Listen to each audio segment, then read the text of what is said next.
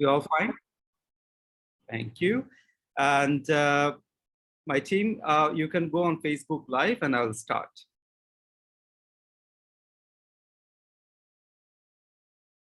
Okay, I think we are live now. So thank you everyone for joining today. I'm Rubaiyat Sarwar, Managing Director and Lead Consultant Innovation. Welcome to today's session on Bangladesh Miracle, Season 2, Episode 2. And today we'll be discussing about women in leadership. Against the odds, the story of Bangladesh. Those of you who have joined previously on Bangladesh Miracle sessions, you might know that Bangladesh Miracle is an integrated development dialogue campaign produced by Innovation in association with North-South University Department of Economics, the Financial Express, and various other thematic partners. And today we have with us Bonni Shikha, a feminist organization working for equality of women. And so Bonni Shikha has been instrumental in producing today's session. So a big round of applause for the team at Bonni Shikha for helping us. So today we are having with us an exciting panel of speakers, and I must say I'm very proud of today's speaker panel because of the diversity that we're bringing in. When I'm saying diversity, you might ask, an all-female panel with one moderator, where's the diversity? But I believe you will see that diversity coming up right in front of your screen as our panelists start to talk. So I don't want to take up the screen time, and I want to hear, just like you, from our panelists today. And so I will start first with Dr.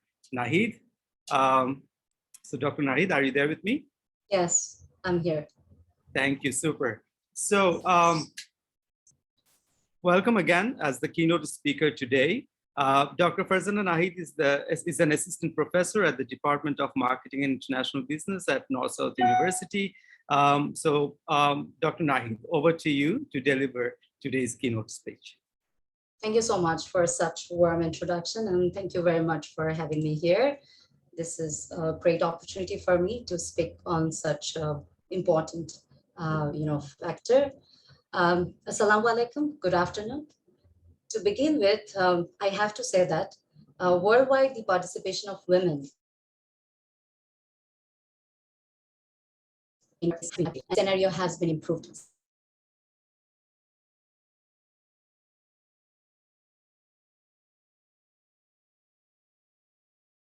Specialized programs. The trend is also on the rise in Bangladesh. We all know that. More women here have climbed up the career ladder to top leadership positions of reputed organizations, while others have found their dreams in their ventures. Although the number of females in top leadership position is not substantial, though, however, it can be considered as a good start as more women now are engaging themselves to pursue their career. Bangladesh's economic transformation was driven in large part, I think, by social changes, where starting with the empowerment of women is one of them. The disparity towards women is dropping, yes, and participation of women in income-generating activities and involvement of women in decision-making process are gradually increasing. Women participation in the labor force increased many folds over time in Bangladesh, no doubt. Bangladesh has emerged as a shining global model of women leadership, where we can see women with leading positions in political and social arena as our prime minister, parliament speaker, cabinet ministers, administrative and business leaders. Without a doubt, Bangladeshi women have demonstrated their talents, labor, and competence in different occupations. Now let's look at some data. Gender parity in Bangladesh has improved across all sectors due to greater participation of women in socioeconomic and political activities. In the past decade, the country's achievements in girls' education, poverty alleviation, and social safety have been improved. Bangladesh has ranked 65th out of 156 countries in the latest Global Gender Gap Index 2021, which is published by the World Economic Forum, WEF. Despite slipping 15 places from last year, Bangladesh has retained its position as the best performing South Asian country for 7 consecutive years now. Again, budgetary support for women development has also been transformed in the last 10 years. Since 2011-12, 43 ministries in Bangladesh have been adopting gender responsive budget. The, the country saw the highest allocation worth USD 16.3 billion in its history for women development in the budget for the fiscal year 2018-19. This is 5.43% of the GDP and 29.65% of the total budget. The pace of women empowerment gained full momentum. We can say that now women are better educated, economically empowered, and most importantly, more confident than their previous generations. According to the Global Gender Gap Reports 2020, the literacy rate of women has been improved at 71.2% in 2020, compared to which was in 58% in 2015 and 31% in 2006. With increased access to higher education, the prospect for getting into high value jobs also has expanded for women in Bangladesh. The proportion of employed women with no formal schooling decreased, and the proportion with higher secondary education and degrees has increased. Moreover, rise of corporate and service-oriented businesses, as well as the dedicated government policy, have contributed to the increase in women employment and empowerment. The number of total working women in Bangladesh is 20 plus million as of today. I mean, 2020, I guess. Yeah, this is the data as of 2020. Women are doing excellent in administrative sectors as well. Women now covering 14.48% of public administration posts associated with 10% civil service post preservation. The situation of women in legislature, senior officials and managers raised from 5%, which was, this is the number in 2015, and it raised to 11.4% in 2020, which proved that participation of women in leading is improving. In RMG sector, the number of women are remarkable. It has been seen that in 1990, participation of women in the workforce was only 23.62%, but now it has been increased to 36.14%. Interestingly, labor force participation among rural women exceed by 37.6% compared to that of urban women, which is 30.8%, not only in the export-oriented ready-made garment sector, but also in many non-traditional and emerging sectors like hotels and restaurants, transportation, real estate service, telecommunications, banking and insurance sectors. Women participation is increasing. Currently, about 4 million women are working in the ready-made garment sector, as I said. During the last 2 decades, which is from 1996 to 2017, the number of self-employed women increased significantly from 31 to 39%. Over the time, more women have come up with their own business, creating employment opportunities for themselves and for other women. Women participation has been increasing in many non-traditional and emerging sectors, as I just mentioned before. Banks and non-bank institutions are offering easy loan to women entrepreneurs. Currently, women are entitled to get loan at discounted rate of 10% interest, and 15% reference fund is reserved for them. Women are also entitled to SME loan over USD 30,000 free of collateral against personal guarantee. Disbursement towards women entrepreneurs has been increasing both in amount and in numbers. In 2018-19 fiscal year, the government has allocated USD 11.76 million for Women Entrepreneurship Fund. Besides, government has established a foundation which is working to commercially engage the grassroots women in the supply chain from production to distribution. And there, about 18,000 women entrepreneurs under 180 registered women associations are directly engaged with the foundation. Nevertheless, Bangladesh has a separate ministry, we all know that, which is called Ministry of Women and Children Affairs. They aim to implement various programs for creating employment and welfare for women, training programs, etc. Initiatives taken to improve the scenario of women health, safety, and participation as well.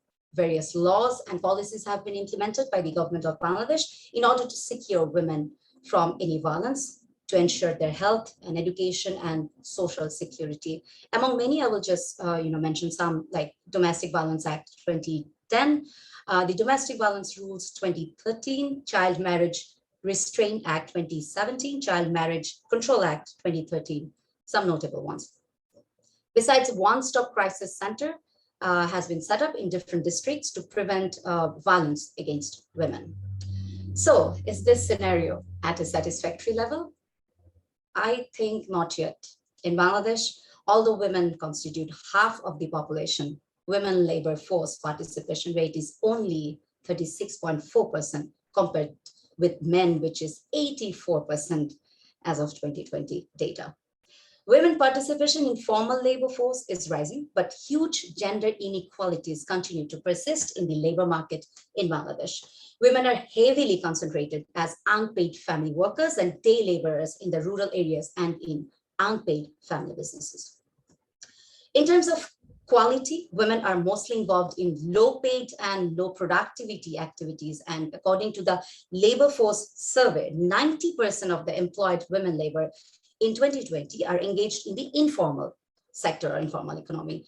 According to the official statistics, though on average women earn about 94% of what men earn, it varies across sectors. The low share of women income compared to men on average is partly due to women involvement in the informal sector to a greater extent. Informal sector comprises the major share of women employment, which is 89%. Again, job mobility is also very low among women. In the RMG factories, the garment factories, most female are engaged in production workers and only a few as supervisors. Why this low rate, actually? I think lack of infrastructure, for example, lack of transport, toilet, childcare facilities, overall security hindered them to take part in the job market. Early marriage is another factor that does not allow girls to continue with their studies and enter to the workforce. This is alarming not only because it will reduce the women participation in the labor force, but also because it can increase violence.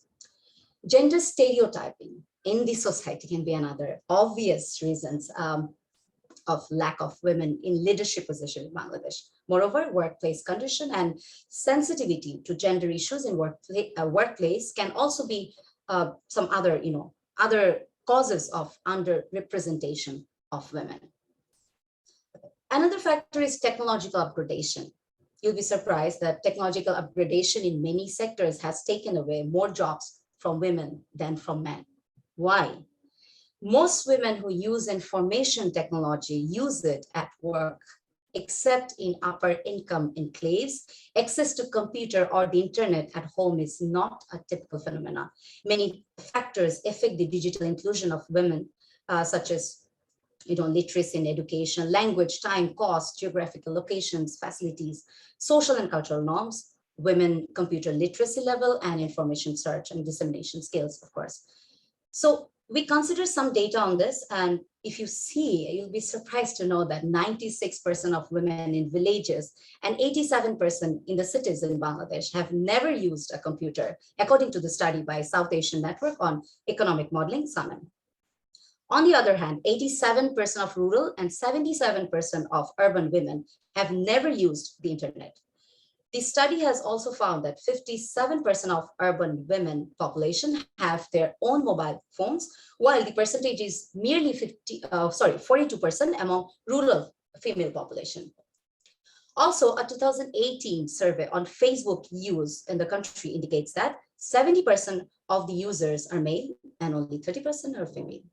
Nevertheless, social factors play another important role here. Because of the reproductive role, many women are forced to choose between motherhood and career. Although a large number of promising young university graduates enter into job market, their interest starts to decline over time due to family responsibilities. This reduces the number of potential women in the senior positions. When they're ready to get back to job market, their skills become outdated. Some choose to be self-employed through small businesses, while many cannot do so due to lack of capital information. Irrespective of Bangladesh government's significant initiatives contributing to women empowerment and gender equality, Bangladesh ranked 76th out of 78 countries on UNDP gender empowerment measure. Besides, in Bangladesh, 66% are experienced of family violence. 80% women are experienced open and close sexual harassment in the workplace. About 52% girls are married at under 18 years old. Only 16% women have access in ICT sector. Without a doubt, these have pushed women back from the mainstream economic involvement. Although we are appreciating women of Bangladesh becoming entrepreneurs, you'll be surprised to know another fact. Out of 35.6% women participation in the total labor force, only 12% has emerged as entrepreneurs.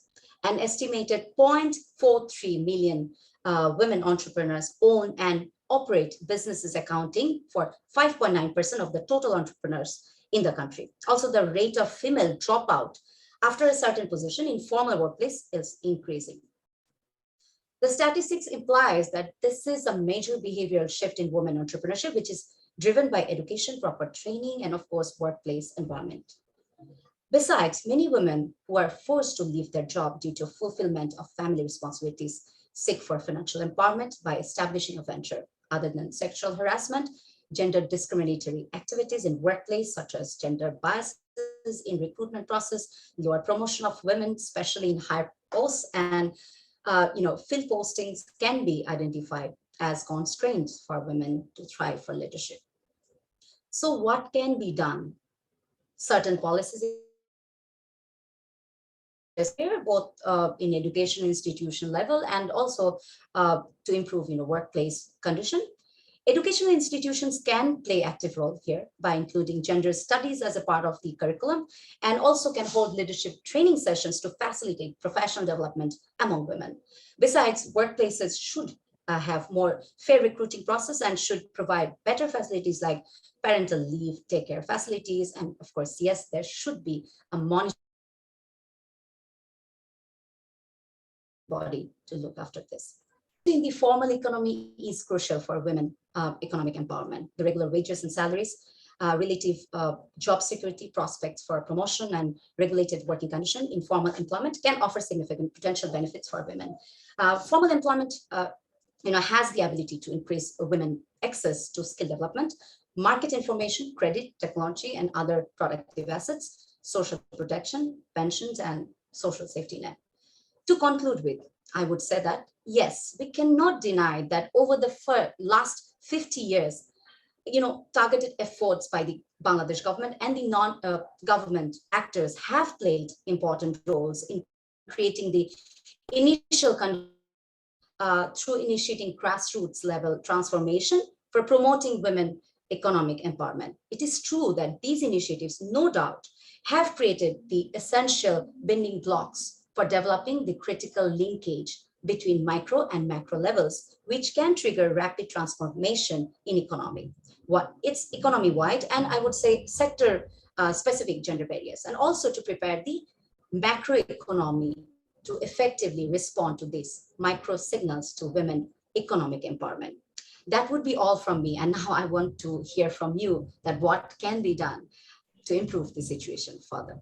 Thank you so much. Thank you so much, Dr. Farzana. That was 18 minutes of masterclass. I was glued to the discussion, very data rich, and I must say that the research has been fantastic, and you have walked us through the very many achievements of Bangladesh, from politics to labor force participation, but you also have raised critical issues of disparity. Let's say in women, labor force participation is 36.4%, which has actually remained stuck for last 15 years, as much as we have seen in the data, compared to men in 84% labor force participation, and also the challenges of technological inclusion of women, making women behind. So those are very important points, and also the choice that women have to make. Those are important points. You also raised the contribution of affirmative actions from the government and other stakeholders, which we will, get to. But we have with us with Ms. Ashraful Nahar Mishti. Ms. Mishti, you're there with us. So, I mean, one of the discussion point that Ms. Farzana was having is the very many challenges that women face, which are a lot. And I mean, that's for someone who is probably, I mean, not otherwise disadvantaged. Now, if we think about a person, a woman with disability, I mean, there is disability and there's women. So when we are talking about women being deprived of so many things, when we also bring in the lens of disability, probably things change a lot. So I would want to hear from your experience that what happens when we bring the intersection lens of disability and the minority groups? What are the added barriers that women face? And also, I know that you're working with the Women Gaining Ground project, so it would be great for us to learn first an account of what your project is doing, how you are tackling the barrier. So over to you. I would be delighted to hear about your field experience, your achievements and pains. Thank you so much. It is really very appreciated to invite me and give me opportunity to speak in this forum. Actually, this is very important to talk about the women empowerment and leadership. Nowadays, we see so many progress in Bangladesh in terms of government initiatives and the affirmative actions, if we can say that, positive discrimination to create women empowerment, etc. So at the moment, actually, if you see the data or information about the women with disabilities empowerment, you will be disheartened because there is no actual data.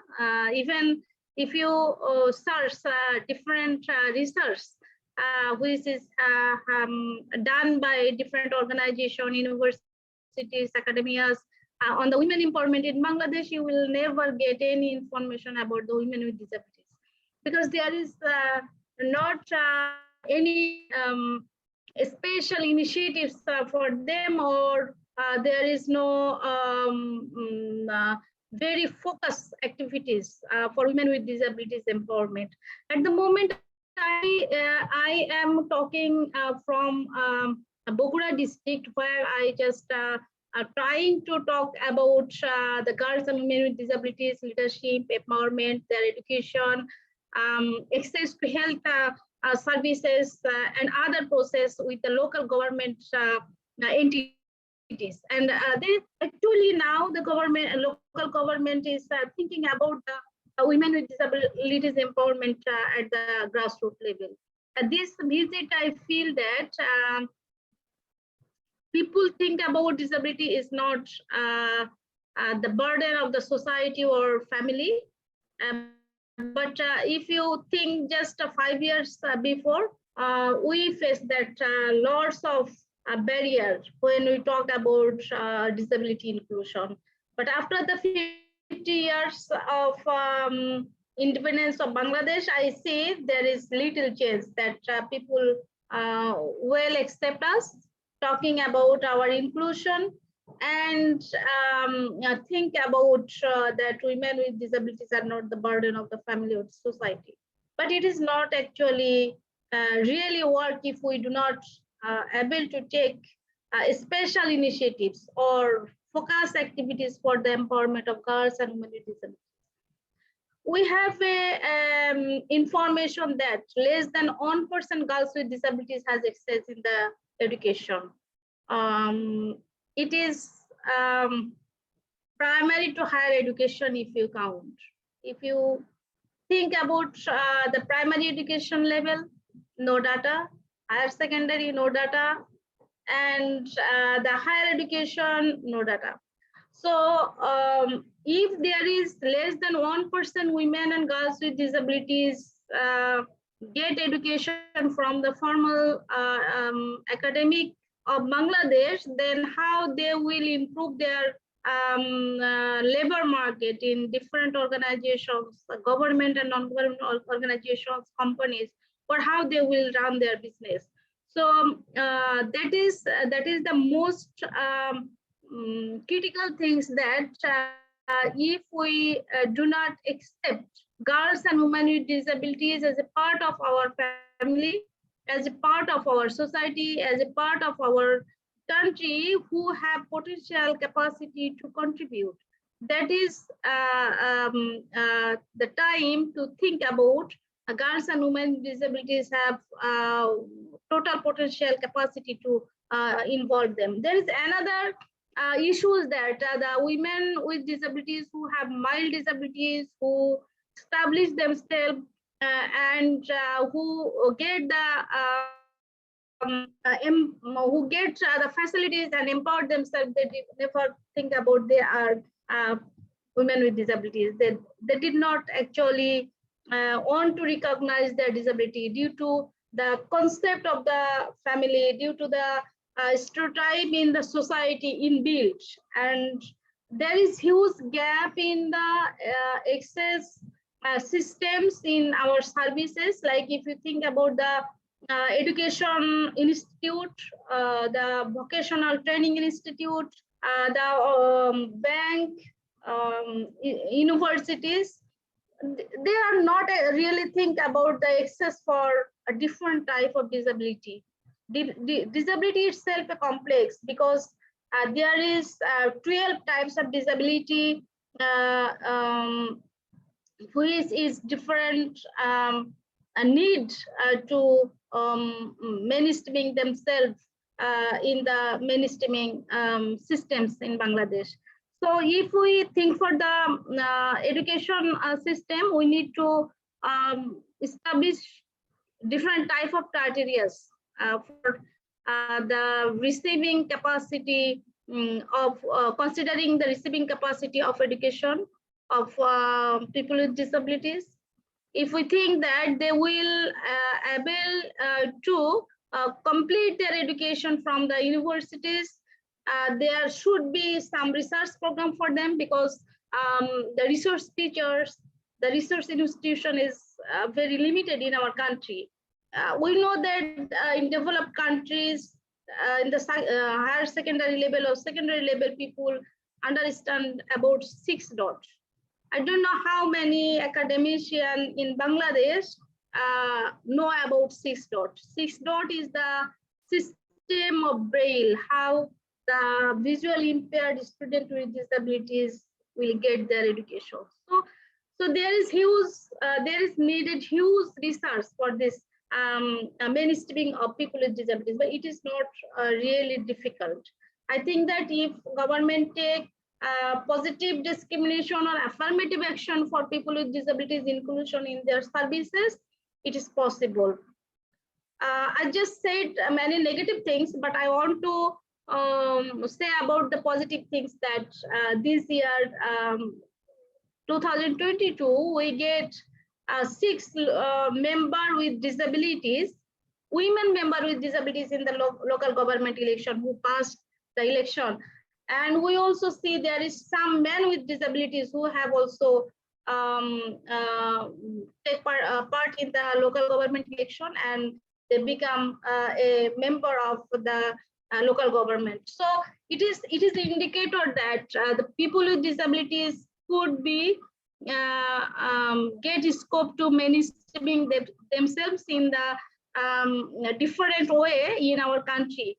And women with disabilities will be great contributor if they get access, acceptance, and if there is any initiatives by different organizations like North-South University.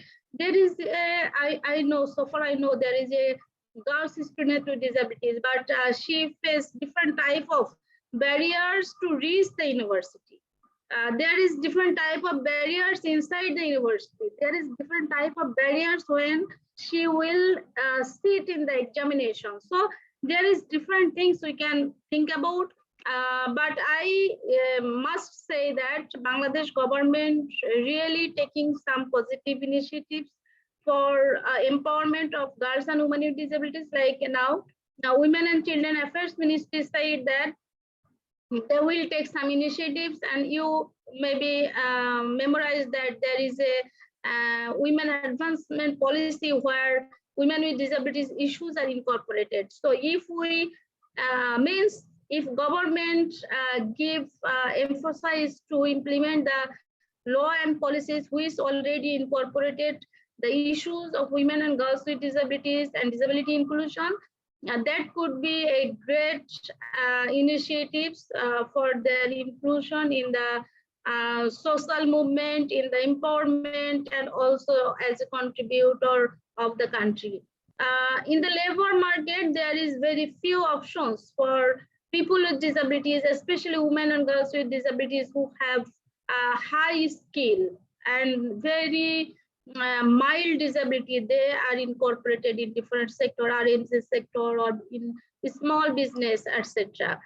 So I think that slowly different stakeholder will incorporate girls and women with disabilities, and also men with disabilities in their activities, and that will be the that will gradually increase, and people with disabilities will be get a very equal citizenship in our country. Actually, we are not the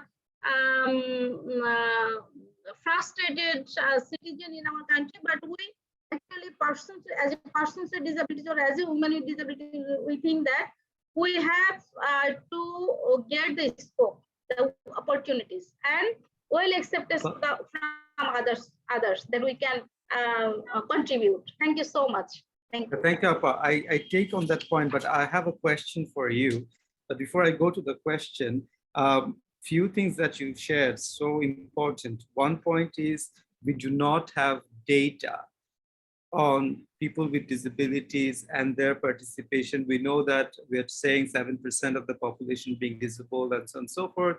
But when it comes to, let's say, you gave a striking example of education, we don't know how many of the people living with disabilities are participating in various tiers. So I think, I mean, the policymakers who are listening should take note of this. This is a very urgent policy need, I must say. You said about affirmative actions being important. I will again come back to that point. You raised, gave a very important example of women with disabilities winning election at local government, which is a positive sign. But you also asked, I mean, let's say, North Southern University is our academic partner.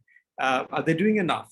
So that's a tough question. I know the North South teachers are here. I believe they are taking note. But one question to you before I move on to Tasafi, which is, I believe, I mean, you have come to this position of a leadership position to represent the women with disabilities.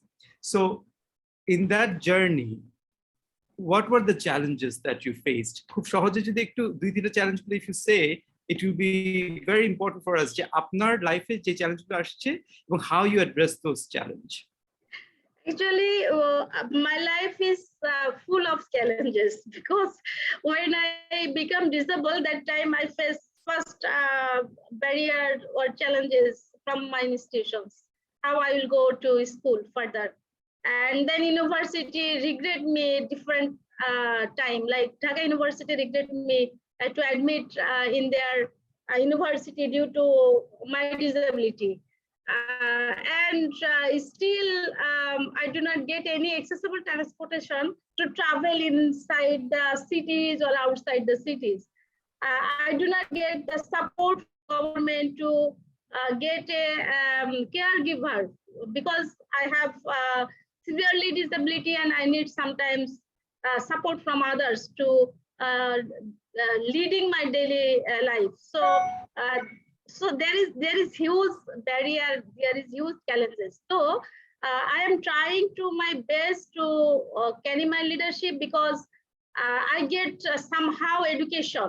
If I stop, then the follower who do not have education, who do not know how to carry forward, how they will go forward. That's why I take all the challenges in my life and just go through that. I need to prove my potential capacity and I go everywhere. Thank Thank you you. so much. I can totally see that you have embraced these challenges with a big smile, but still these are significant challenges that you have personally encountered. I will come back to you again, Mishtiapa, but let me go to Tasafi. Tasafi,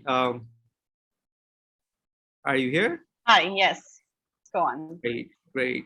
So you have been working in this space for so long, and you have first-hand accounts of your struggles and what you have seen as the struggles of the women in general. So the question to you right in front of us is the barriers that women face in the workplaces in Bangladesh. So from your experience, what are these barriers? Walk us through those, and also help us understand the different interventions that worked or did not work and what we need to do. Over to you, Tasafi. Thank you. I was just thinking that maybe this is one of the things we should have done on a poll, but I will still ask participants here because you still have access to chat, I think. Do the participants have access to the chat? Yes, participants have access to that. So if everybody just takes a minute and writes down their answer to this question, why do men have to work? Just like one word answers. Why do men have to work?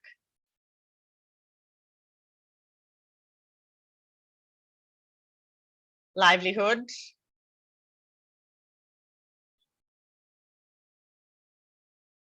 No one else wants to participate?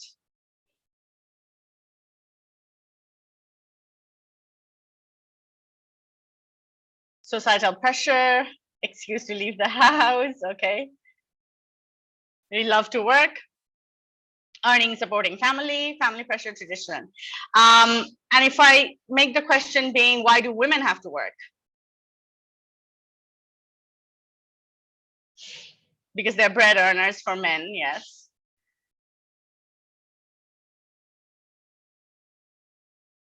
Okay, if she loves to work, then women have to work. For self-empowerment, to earn and support family, to be independent, bonus earning. Yeah, so I just wanted to bring this up that we actually still do think of the need for work separately for men and women. We never do consider it to be the exact same need. For men, we do consider it to be a burden, a responsibility. For women, we consider it to be added area, sometimes out of interest, sometimes because there is a need in the family and they have to. A lot of times, even today, when we talk to women who are working, is that they hear a lot of comments from their workspaces where other colleagues, peers, even superiors ask them why they need this money. What do they do with this income? Do they have someone to support? Or the general assumption is you don't have someone to support, so whatever you're earning is added bonus in your life. And to a lot of us, we would probably say that this does not really happen anymore, but it actually does. I've heard from women younger than me who have worked in universities, and I say like national level universities here, where peers have these similar comments. I have been in workspaces in the development sector where I have been jokingly referred to as, why am I earning so much money when I don't have a family to support? As a child-free woman, I don't even have a children to bring up. So what is the point of this money? Career and leadership are things which are very much connected to each other. So whenever we do consider women, we somehow within our social spectrum and concept, the idea that women are in workspaces because this is an identity that she has is somehow still not the general consideration. So we are still looking at women as coming into workspaces out of boredom because this is going to give them just something to do, or because they also, like one of the answers was that men get jobs because they want to get out of their houses. Women also just want to get out of their houses, so that's why they're working. So whenever we do go into workspaces, and from Bonichica, we do this quite a bit. We've been into different kinds of workspaces, private sectors, government, NGOs, local ones, international NGOs, other industries here in Bangladesh, where we've been talking to groups of women and also with the larger office spaces where we are talking to staff, colleagues, when we do workshops talking about gender issues. Some of the things that women do say a lot is that they're boxed into certain roles. It's expected that women would be good listeners, or something very simple. Accounts departments always have a lot of women. And we've heard this from women in accounts departments, that they're continuously asked to do things that require handwriting.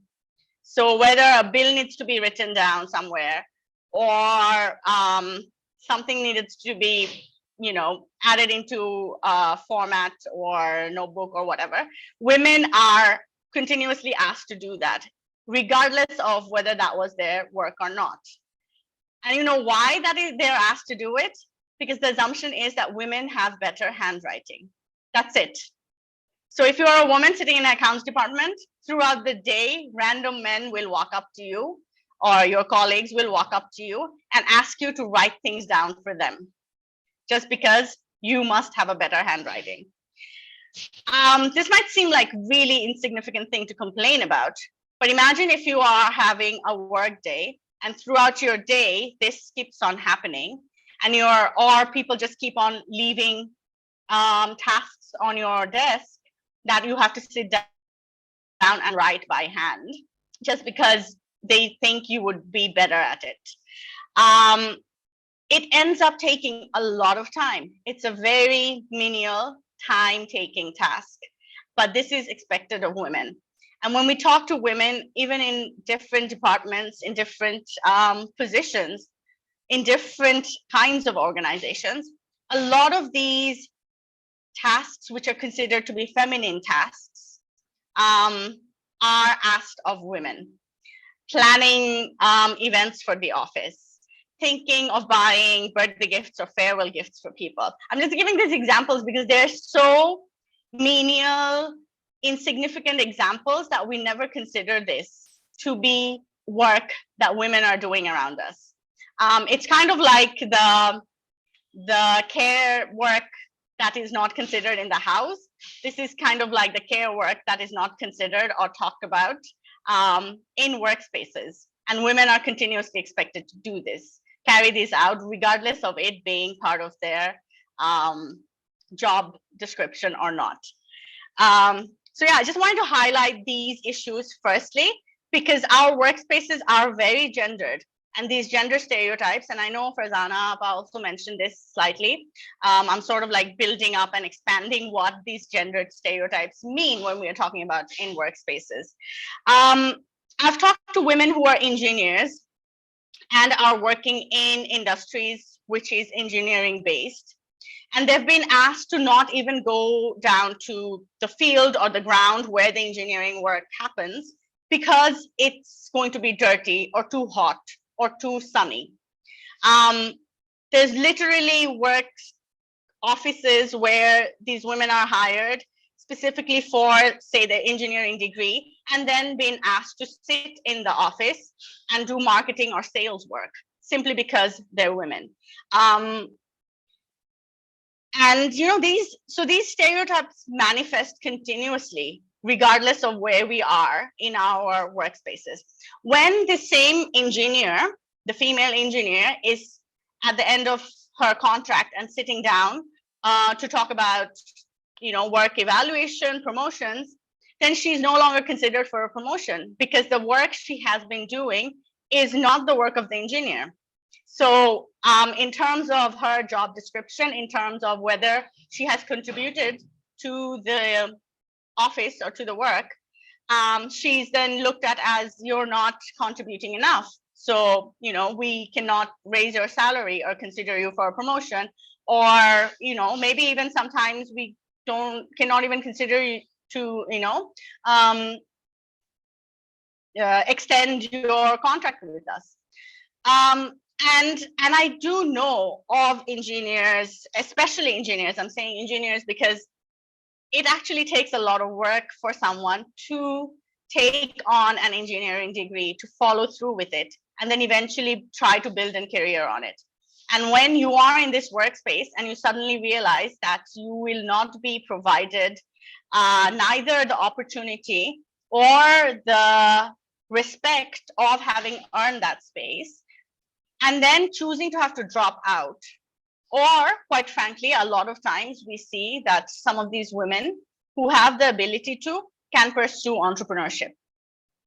But in the same way, the entrepreneurship has to be something that they then have to build on. And again, as a female engineer, and I think a lot of female technical experts would probably say this, that going back into those same kind of industries and spaces and trying to sell themselves as technically savvy, well educated and capable people.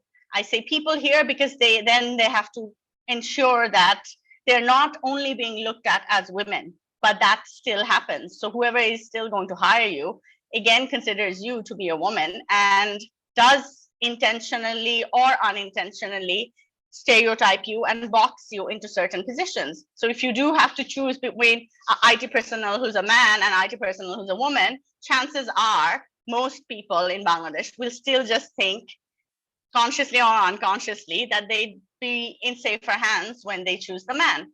So, it's these like tiny little things that continuously happen when we are talking about women in workspaces. And building on that, challenging that. I'm not saying women don't come out of this. Of course, we have examples of women coming out of this and getting into spaces where they have pushed that boundary. My mother herself was an IT person, and I think she would probably be one of the few first female persons who has been in the IT sector all her life and retired recently. But even when I'm sharing a lot of these stories with her, a lot of times her expression or reaction to that is, this is still happening? Like 30 years ago when I entered these spaces, it was happening. And even today, when women are walking into these spaces, these still same similar stereotypes and biases are still prevalent and working. So I think that is a big question to ask. Even though there are examples of those getting out of this, does that mean it does not exist anymore? Sophie, yeah. we'll need to move on. So sure. I have 1 minute, or I can come back to you, whichever way. I'll just put in the 1 minute because I just wanted to highlight that a lot of times we like to set these things into place by creating policies in workspaces. But policies, quite frankly, can just go to a certain extent. Policies do not work with our mindsets. They do not work with our biases. We can create policies and we can set diversity aspects into play and consider hiring people. But like I said, just hiring women into positions does not instantly change it, because more than just the position, a lot of these biases still play out. And when these biases are playing out, the question to ask is, are we creating encouraging spaces for women to be? And just by having policies on paper does not necessarily do that. I know we'll have more conversations about what then can be done. So I'm not going to go into that, but I just did want to highlight that just creating policies does not usually change these systems. That's a fantastic point. We need to have more discussion on that, why policies are not enough. But I have a poll, but I have a question. So we have some men and some women in this group. So question to men: did we face any gender discrimination at work as men? Yes or no? those men who have joined today on the chat room, I want your response. Did we face any gender discrimination at our work, which came in our, which restricted our career path? Yes or no? None are responding. If men are not responding, I'll go to women. Same question to you. Did you face gender discrimination at work which restricted your career pathway? Question to the women in the room.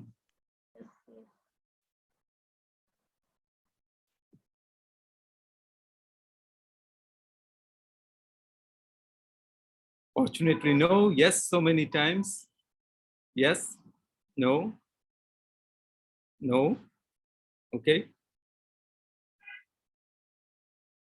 So not many are responding, not only for being women, also for being indigenous.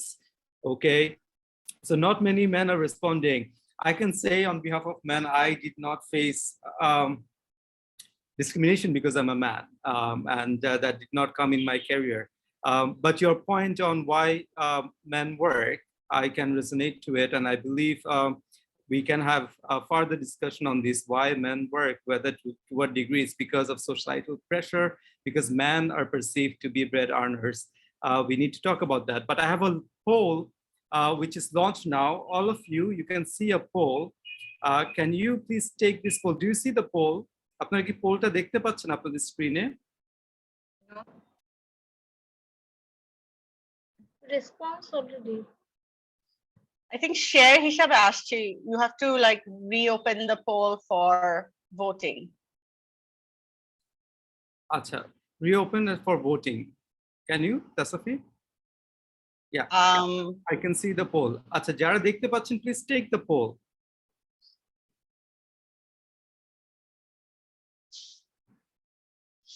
Nabila, can you check? Yes, give me a minute. Okay. Nabila, can you check? Can't vote. That's the response. Can see just the results.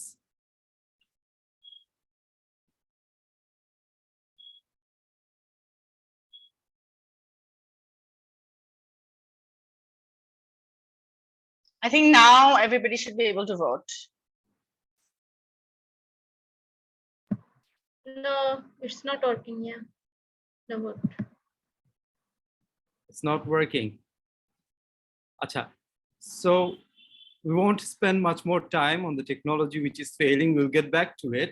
But let's move forward then. So very intriguing discussion. And Tasafi has raised important points about how discriminations at work takes place, and that women are not seen. I mean, even when they have taken engineering degree, they're not seen doing the actual work. But one important point that struck me was that how women were stereotyped at work to do works like planning events for the office, and they're tasked to, let's say, decorate the office, organize birthdays, and so on and so forth. I think we all can resonate to it. So this shows how deeply entrenched our stereotypes are when it comes to women. We'll discuss further about it. There is a question to Dr. Farzana. Please have a look at the question on the chat room. I'll come back to you. Now I will go to Ms. Tori Chakma. Are you there with me? Hello, yes, I'm here. Great. So, Ms. Tori Chakma, you are a businesswoman and you're also representing the indigenous communities in Bangladesh. So two mixes. One is actually three, right? So you're women in business, and you are belonging to the indigenous community. So take us through your journey. I mean, what were your challenges? What barriers did you face as a woman, as a person from indigenous community, and how did you tackle them? Thank you so much for the question and for giving me the opportunity to come and share my journey. I was relating with what Mr. Appa was, sharing about her journey. Like, there is no data available. Even when I wanted to come and share my experience, I wanted to share not only my experience, but also a general perspective of what we as an indigenous woman usually face together. But unfortunately, we also don't have any kind of data or any writings, format writing stories cases available, for the challenge we usually face. So I had to call up for a meeting with some indigenous entrepreneurs to listen the stories actually, and the challenges we face, because I wanted to relate how much it is relatable with their challenge and my challenge. Does it goes together or not? So the thing is, as you say that as an woman, it is anyway, it's a barrier itself from the society and from a very different kind of perspective, that it's a challenge for us. But as an indigenous woman, it's more challenging for us because we have to face barriers in more deprived way, I say. Like we have to face a problem from within our community, from within our society, within our family, and then we have to face various challenges from outside the community also. When we even start, I will share my story. When I thought to start, just to start my business, the first barrier came from the family. And why it's so? Because I'm an educated woman. I studied from abroad. I completed my master's. So of course they were expecting me to go for a job, the regular path I should follow, not the business.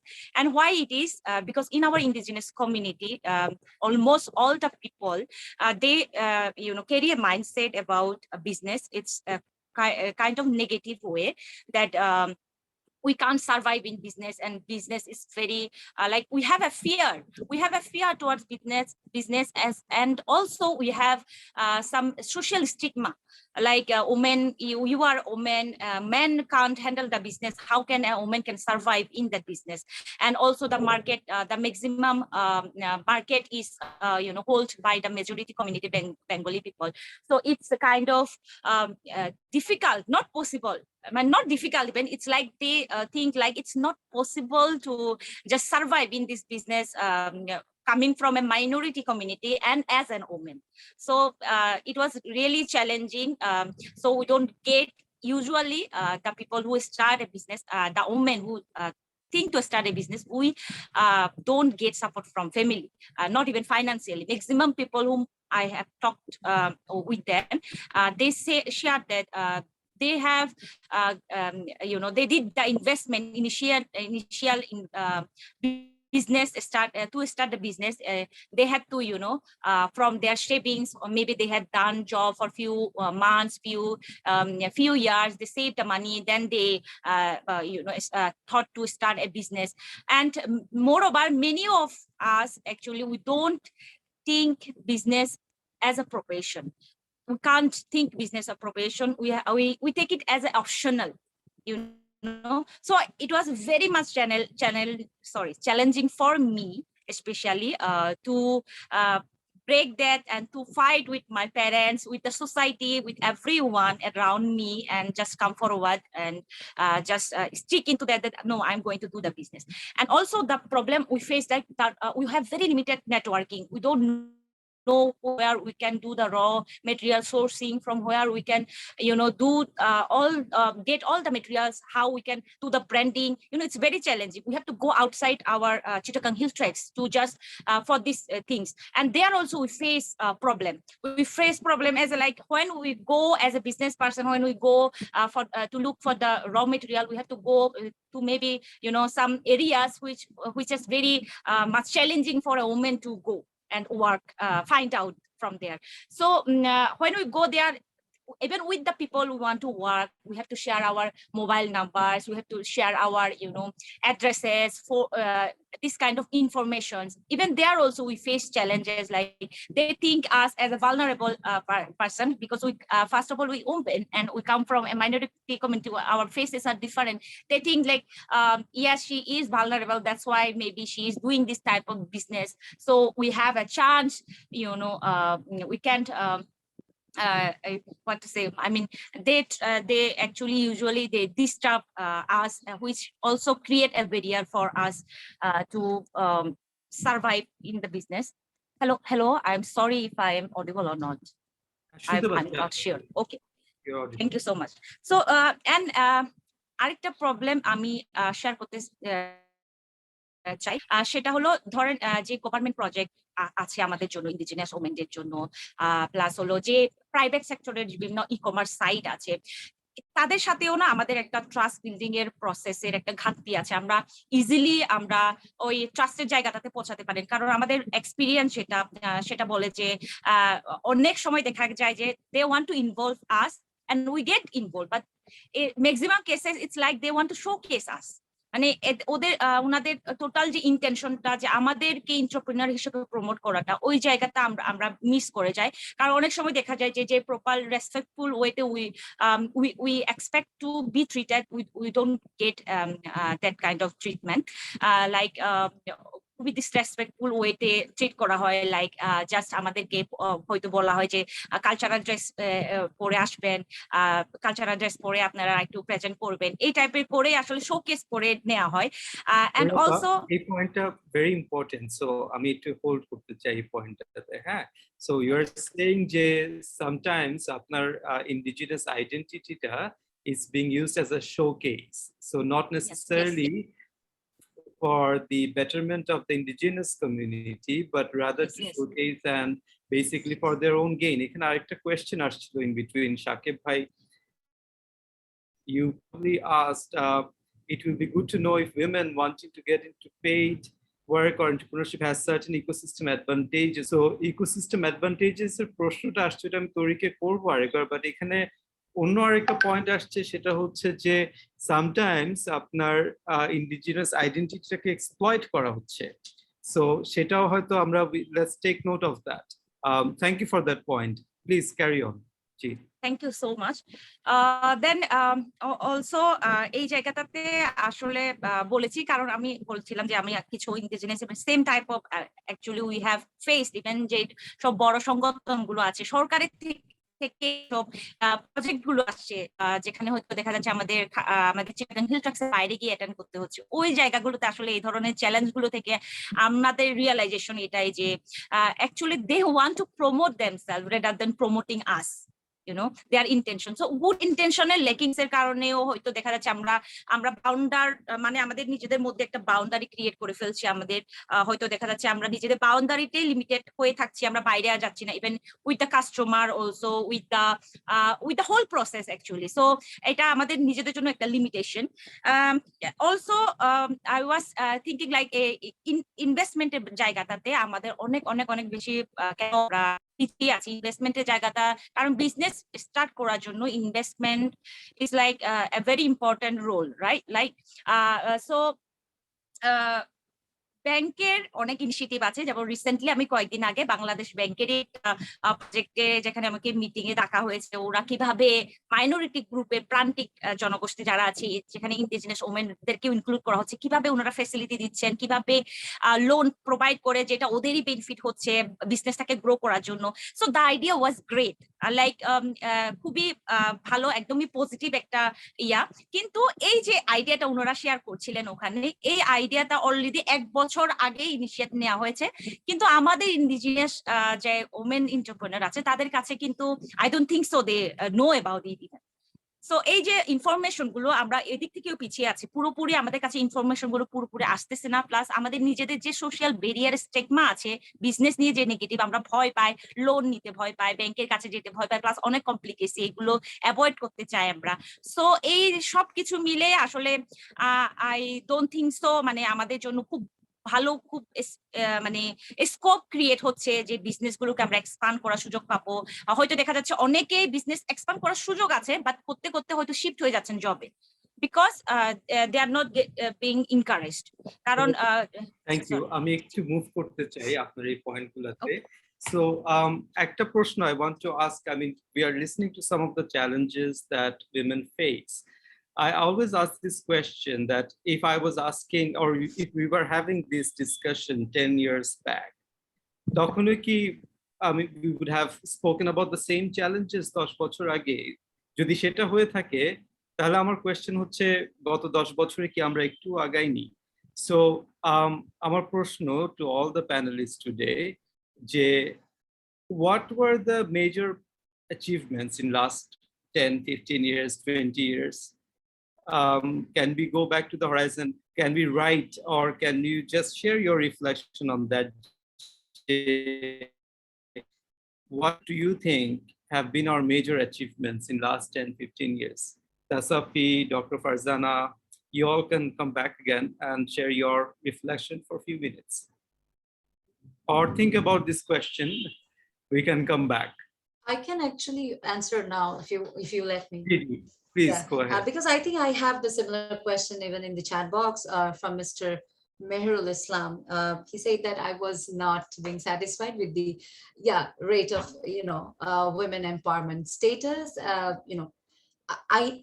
I cannot doubt and I cannot deny the fact. I have mentioned it even in my speech that I cannot say that nothing has been improved. Definitely the scenario has been improved. If you tell me 15 years back, technologically, I would say, now more women are, they are into F-commerce, they're doing business. We can see more women entrepreneurs. They're trying to do something on their own, right? They're trying to get their own earning ways. Although, they have husbands, they have, other earning sources in the family, but they are trying to contribute. So this scenario, this social perspective, I would say, or perception has been changed. Of course, the scenario has been definitely changed and improved from the government side as well. Maybe because of the leadership, women leadership we have. I think that's one of the major reasons, because we have, the Prime Minister's, she herself is women, and that is why she wants definitely more women participation and, more safety and education system. Definitely more women are coming up in the front row. I'm not saying, but it's not yet satisfactory level. Why? Because till date, I think you're muted, so you're trying to say something. No, go ahead. Till date. Right, okay. Till date, women are not feeling secured, not outside when they're traveling alone, even if it's the dark, after the dark, evening time, they're not feeling safe.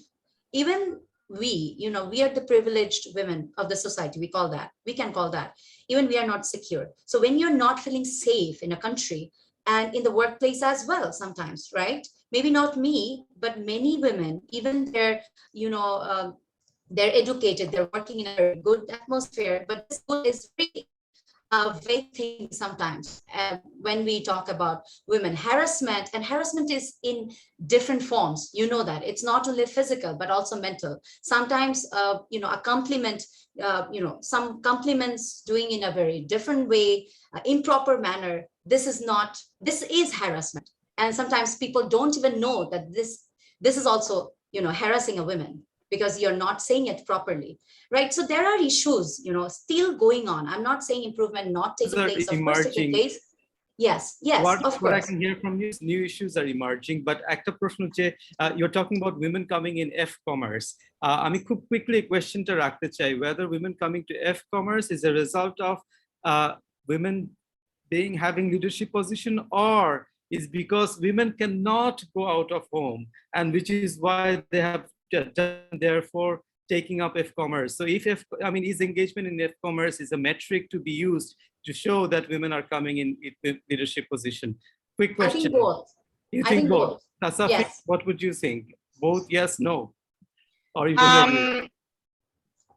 More, I would say, is the fact that more on you got cut. More on the fact that they are getting income. You're not hearing me? Have I lost the, okay, all right. No, it is more because it provides them income, but they are not having to go out of their homes, which has many different reasons behind it, right? There's work at home, there's childcare, all of these things. It helps women balance it, which is why they're choosing to stay at home and earn.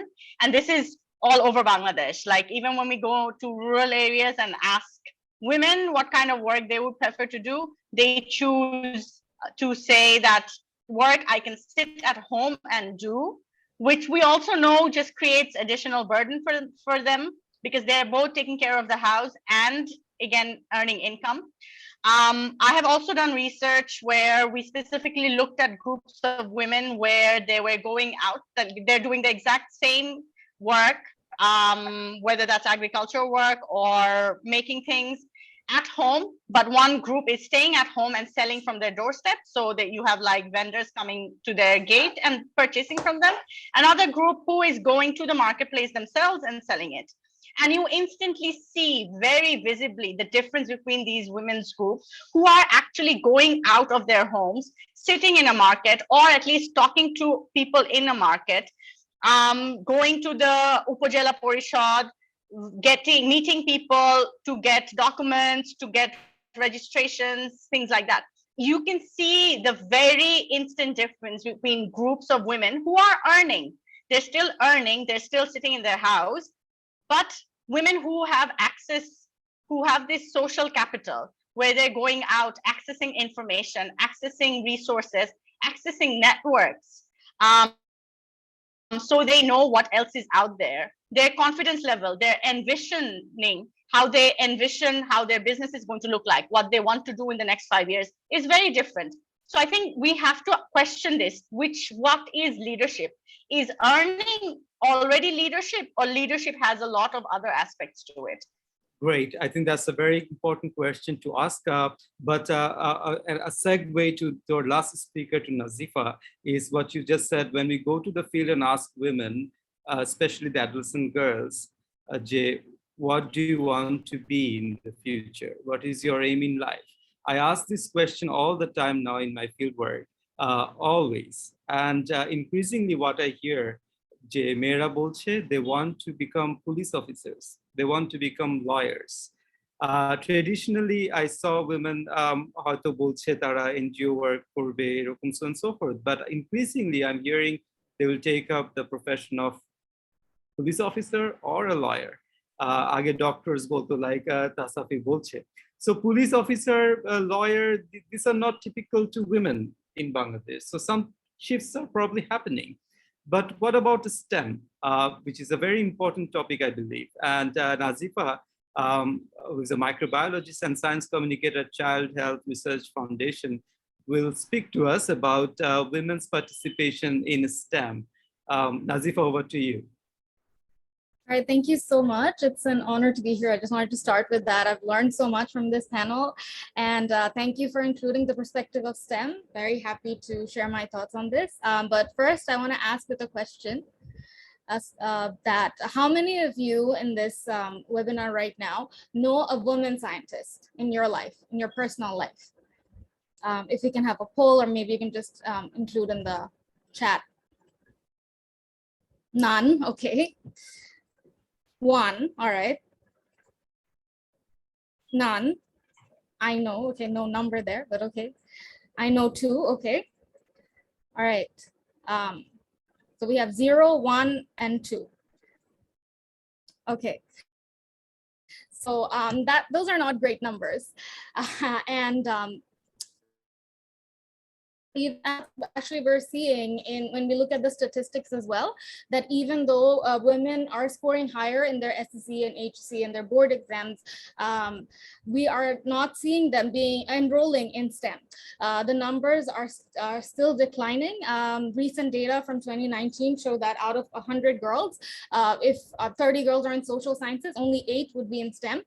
And if we look at the particular departments, in the chemistry department, for every 3 men, you'll see maybe 1 woman. For math departments, it's even lower. For every 8 men, you'll probably see 1 woman. So these are very disheartening numbers. And even if we look at the people who are teaching them, if we look at the professors, according to data from 2014, at the junior positions for lecturers, for example, there's the numbers around 32%. But as you move up the ranks, if we look at assistant professors, it's 25%, associate professors, 23%, and professor levels, it's 22% in public universities from data from 2014. And this is a number that we see in the private sector as well as research organizations, that women are lacking in leadership positions, that we see plenty of, not plenty of, but some women who are at the entry level, and but then as you go up the ranks, we start seeing less and less women. So when we are talking about the present condition of women participation in STEM, the numbers are saying that less women are entering STEM fields in universities, and less women are staying at the are moving up the ranks. So that's the picture that we're seeing right now. But still, we are because of especially due to COVID, we also saw people celebrating scientists. We all know of Dr. Firdausi Qadri, Dr. Latifa Jamal, who does robotics, and like they've been in award programs and magazine covers, and also in recent times we have Dr. Shiruti Shah, who I work with.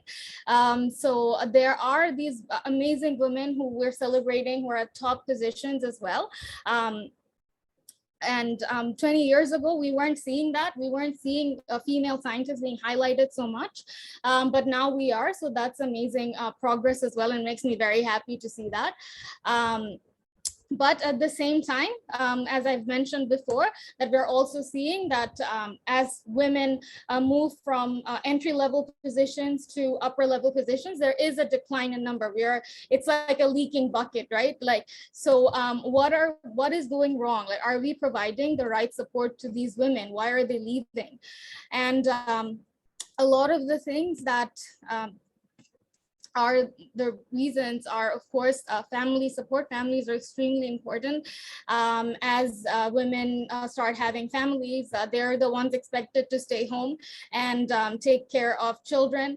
And being a scientist, you have to work long hours in the lab, which is not something we get a lot of family support for, which is very sad to say. So that's something that we need to think about, that when many women are not participating in STEM to begin with, right? And the women who are start leaving one by one, and we see very few in leadership positions at the top. So that would be the present condition of women participation in STEM. And then moving on to the second question that I was asked was, how can we improve the active participation of women in science, especially inspiring younger women to participate in different applications of science? So to answer this, I would say that where I work at the Child Health Research Foundation, we have actually been trying to build scientists for Bangladesh for a long time, and we've been providing training to undergraduates and graduates for a long time, and to get them to be better scientists. But we now realize that we have to start even earlier. We have to, because we see the decline in numbers in girls even enrolling in STEM, we have to make sure that we reach them when they're still deciding what to study for their undergraduate or graduate studies. So we launched this program earlier this year called Building Scientists for Bangladesh. And what we've done for our pilot was we went to a remote village in Pirojpur, and we just talked about science and did science experiments with the girls. There is a slide there. Yeah. So if you can, thank you for sharing that. So there were 12 girls who were all amazing, and as Ruwaid Bhaiya said, none of them said they are living in a village in Pirojpur, by the way, and none of them said that, oh, I want to be a housewife when I grow up. No, they wanted to be police officers, they wanted to be doctors, they wanted to be nurses, and but none of them knew that you could actually be a scientist. So when we went there, we made them do their own experiments. They saw bacteria for the first time under a microscope.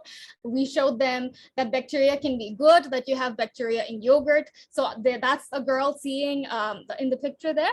That's Rupa, who is seeing bacteria for the first time under a microscope, and that's bacteria from yogurt. And then there's me. I was showing these girls how to grow bacteria in plates, which is essentially just food for bacteria. So these girls had no idea that this is stuff that, by the way, they learn in their textbooks, right? And everyone just sees biology as something you have to memorize, and that's it. Like you can't relate it to your everyday life. And if you can't relate to something, you wouldn't aspire to do that when you're growing up. So when we went to these girls and when we asked them that, how can you relate science to your everyday life? Their answers were a bit like, I don't know, like, people become doctors and they help people. But when we showed them that they can actually apply science to their everyday lives, when they can do experiments at home, like they can extract DNA from bananas and they can see DNA with their own eyes, they're like, oh, okay, that's not just in textbooks.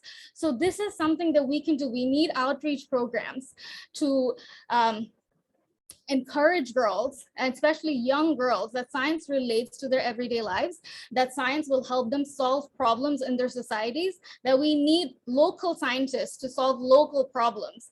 Because a lot of times we don't see South Asian scientists as well. We see the scientists we see highlighted in the media are all from the West. So we are like, okay, so they're solving all the problems in the world, but no, not our problems. So we need local scientists. And when I see award functions now, I see the scientist I work with, Dr. Shejiti Shah, she's been celebrated a lot in the media. And what really makes me so happy is every time we go to an award function, there's like little girls who want to take pictures with her. They come up to her and say that we want to take a picture with you because, we've never seen a scientist before. So that is something that just warms my heart. And I think we need more of that. We need to highlight role models who are scientists. We need to have these young girls being able to visualize themselves as scientists, which is why when we went to Pirojpur, like if you guys saw the Polaroid picture they were holding, I know that it's a digital age and everyone loves pictures on their phones, but we had a physical copy with us to give to them so that they can look back and remember the day that they were scientists. So that is how I think that we can involve women participating in science, by reaching the younger girls and making sure that they see themselves as scientists, and making sure they see women role models who are scientists or making active changes in their communities. And we will take this Building Scientists for Bangladesh project to all the districts of Bangladesh, and hopefully we'll find a lot of other people from other fields other than biology join us, and we can show girls that science helps them fix community problems in their everyday lives. And it's not just something you read in textbooks. And you don't just have to become a doctor or engineer. You can work with robotics, you can work with genetics, you can just be anything you want, any problem you want to solve. Just let's see if we can design an experiment for it. So yeah, thank you. Thank you so much. Thank you so much, Nazifa. It's Thank lovely you. to hear from you, your first-hand account of being a scientist. When you were speaking, I went back to my school years, right? And I could see যখন in class 9 we were to sign up for science or arts, so suddenly there would be a division, right? So ছেলেরা, they would go for science and majority of the girls would go for commerce or arts. And come higher secondary, you have more women shifting from science to arts, and then come university, you have more women shifting from, almost everyone shifting from science to commerce and arts. So, but I guess, sorry? And I just want to add that we also hear, I think this is something we hear all the time, that, oh, if a woman is bad at math, it's because she's a woman. But if a man is bad at math, it's because, oh, he's probably talented in other ways. And he's probably more creative, right? So we Okay. need to stop saying that to ourselves, because women say that to themselves as well. Like I've said that to myself, that, oh, I'm probably not good at math, right? So that change starts with us. Yeah. Fantastic, fantastic. That's actually an important question, Shamra. We're talking about women in leadership all the while, and Muktasi is asking loudly, why women in leadership? Why can't we talk about building capacity? So before I end, I want to ask to all my panelists and also others who have joined, Jay, how do we define women in leadership? We probably did not touch base on that. What does women in leadership mean to you, Nazifa? What does women in leadership mean to you? All right. So for me, a woman in leadership is somebody who paves the way for other women as well. You see them making the right calls, and you see them making space for more women to enter that field and become the next generation of leaders. So that to me is a It woman doesn't in leadership. necessarily an entitlement. It doesn't necessarily mean an entitlement, or let's say the position managing director. No, not necessarily. I think you can be like a pioneer in your field, and like, of course, if you're a CEO, that's a leader. But I'm not going to say that. Like we have at the Child Health Research Foundation, we do demographic surveillance, and we have a field team of like 200 women who go to households every day, and they're not doctors or like, you know, or nurses, but they talk to mothers about vaccinating their children, and they see them as leaders because these women go to them to ask for you know, answers about, like, you know, okay, so where should I take my child? So a leader isn't necessarily your designation. It's what you represent, and if you're paving the way for the next generation, Okay, that so to me is a leader. it's what you represent, what you're taking to the generation. Dr. Nahid, what is women in leadership to you? Yeah, thank you for, I mean, a very important question. Like, I consider my mother as one of the leaders, you know. She's a housewife from the very beginning till date, but she's a leader to me. Why? Because her decision matters. She has been valued in the family. She has the capacity to have people, you know, she has the people skills. So she has been managing things properly. She has been responsible, and her you know, activities and her whatever she has been doing has been valued in the family decision making area, and she has been she felt safe within the atmosphere wherever she has gone. So I think feeling safe, feeling valued is more important than, yes, having a CEO position. That is, I'm not saying that is not needed. Of course, that is also a professional leadership that we call. But first of all, we need a leadership as a human being. So feeling safe and confident is very important. Mishti Appa, what is leadership to you? Apnar kache leadership ki? Actually, I think that leader never give up. Okay. Okay. So whoever you are, Because- not giving up. Okay. Yeah, that's why I said that I have a lot of challenges, but I never think that I have to be stopped, because there is lots of followers who will follow us, and we can make them inspired to go ahead. That is the leadership. And people, I am agree with Farjanapa and also Nazifa, that the person who live in any space can create a space for others. That will be the leadership. Thank you. Great. Toru? Hi, sorry, it's Tori. So Sorry. it's okay. Sorry. So for me, I think being able to take decisions for own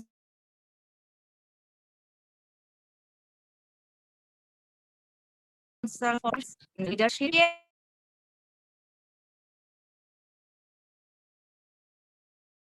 for others is also I count as leadership. Great. Thank you. Safi? So I think there are two things. One is being a leader themselves. So I think important part is shifting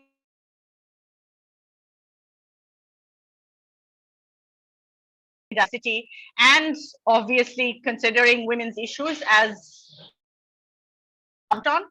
I think the other thing about leadership is being perceived as a leader. And I think the reason why we talk about women in leadership is a lot of times women are not perceived as leaders by others. So I think that's why we keep on having these conversations. We are talking about women who are coming into spaces, doing things, but who are the people who consider them to be leaders? Is it only women who can look at women as leaders? Actually, recently I was having this conversation and we asked men, oh, if you have certain kind of issues, especially issues, do you go to the Nadi Union Parishad member or do you go to the Purush Union Parishad member? And the men just said, oh, we're men. You know, if we have to talk about someone, we go to the men. It's not about women's stuff. Women's stuff, they go to the women. So, you know, as you're a political leader, you are an elected leader, but because you're a woman, you are considered to be only there for women's issues. You are not considered a leader. And I think that is a big part of the reason why we keep on having these conversations. It's not just about getting men into these spaces. It's also about changing the mindset that are women being viewed as not just women, but as humans. I think, I will pin that point. I think what I'm hearing is that we need to talk about women in leadership because we are not probably in factories, women are not seen in the supervisory position. So when I did a research and trying to find out why women are not in supervisory position, the only answer that I could find is that it's not in the aspiration, and it's not in the aspiration because they didn't see it. While the boys, when they came to the factories, they already knew about it. They thought they would become supervisors even when they were in the villages. And the girls thought they would be in the factory, work for 10 years and go back and own a tailoring shop in the village. So that's why probably we need to talk about women in leadership. So it's not necessarily about the title leadership here. The reason why we wanted to talk about women in leadership today is because we wanted to pin it, that women should be seen in leadership positions. It's not because just, let's say, it's because women, they need to be there. We need to probably take out that barrier, right? And talk about it. But that's where the poll comes in. So Nabila, can you show the poll results? I want to see it, please, on the screen.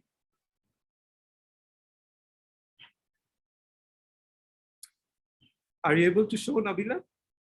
Yes, can you see it? I can't yet. Okay. It's still giving us challenges. I don't know why today, but just to conclude what I see, my team has sent me screenshots. So the first question was, do we have the right policies in place in the national economic agenda? 100% said no. Okay. And then, is the private sector doing enough? 92% said no. And then, is the private sector being increasingly positive? 69% said no. Okay, 69% said no, 31% said yes. So a little bit of improvement. Do we need affirmative actions? 69%, around 85% said yes. And then the final question was, which of the following sectors have more women in leadership? Education and health. Nobody responded about IT and science. So that's your question, Nazifa. Women are not in this STEM. So they are in education sector and health sector, which are typically seen as probably sectors where women crowd in Bangladesh. And we need to probably, when we're talking about women in leadership, that's what to me leadership means, that women are seen everywhere, just everywhere where men are. So it has been an intriguing discussion. I listened to you, I learned a lot.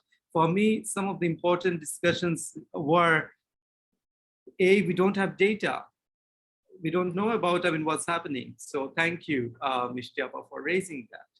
B, when Tori talked about the issue of indigenous community being brought in as a showcase. That's a very important point to talk about, to think about. Whether we are really doing something meaningful or we are just presenting women, indigenous communities, people with disabilities as a showcase. Tasafi, you brought the question about how deeply entrenched gender discriminations are within the workplace. And I have this comment in my WhatsApp that I want to raise to you. The point is, shouldn't we talk about the aspect that how women brings the atmosphere of support and kindness in the workplaces? I'm sure both men and women can relate to this idea. Women are more helpful and kind by design. In the end, it can help the workplaces too. What is you're frowning? So, but what is your reflection on that? You see, whoever has sent it. I would just ask the question the other way. Do you think no men can bring caring and kindness to workspaces? Like, is it not possible for men to be caring and kind? So you Because see, if it is, then it's more about who is playing that role, and does that role need to be played only by women? So goes back to the point, I mean, that all of us, we might say that we understand, we empathize, but maybe we don't really resonate because we are men. I'm a man, and that's how I'm seeing it. I can't necessarily see through your eyes and lenses. You helped us today to do that exercise, and we will continue to do that exercise, and we will build on what we have learned from you. I enjoyed. Thank you so much. I believe all of the world has enjoyed. So, but there's a lot more to be done, and that's what we take away from today's session. Thank you all. Thank you. Thank you. Thank you, everyone. Thank We'll be you. ending the meeting now.